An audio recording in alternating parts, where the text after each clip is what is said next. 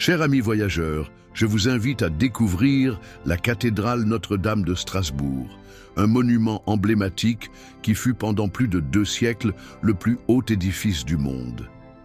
L'histoire de la cathédrale actuelle commence en l'an 1015, après un incendie qui détruisit le précédent édifice.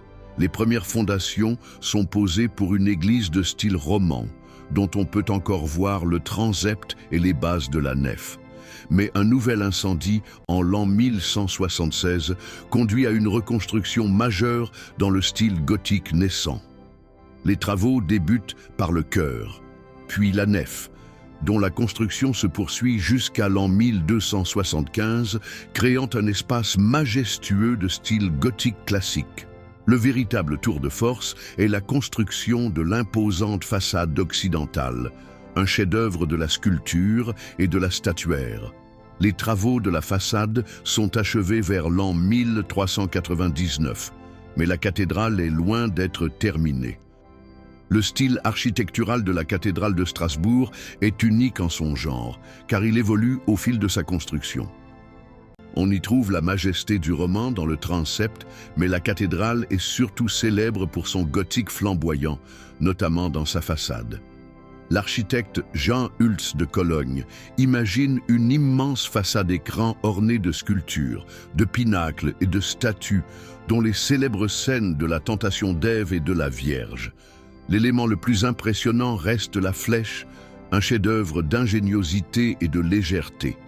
Sa construction commence en l'an 1399 et après une interruption due à des difficultés financières, elle est achevée en l'an 1439 par l'architecte Jean Herwann de Steinbach. Avec ses 142 mètres de hauteur, elle fait de la cathédrale le plus haut édifice du monde, un titre qu'elle gardera jusqu'à la construction de la tour de la cathédrale de Rouen en l'an 1874. Au fil des siècles, la cathédrale de Strasbourg a été le témoin de nombreux événements. La Révolution française la voit transformée en temple de la raison, mais elle est épargnée de la destruction grâce à un stratagème des habitants qui la coiffent d'un bonnet phrygien en son sommet. Pendant la guerre de 1870 et la Seconde Guerre mondiale, elle est endommagée par des bombardements, mais la solidité de sa construction et le travail des restaurateurs lui permettent de se relever. L'une des anecdotes les plus célèbres est celle du puits des prophètes qui aurait été creusé par les compagnons bâtisseurs pour y trouver de l'eau. Mais la plus grande merveille de la cathédrale est sans doute son horloge astronomique.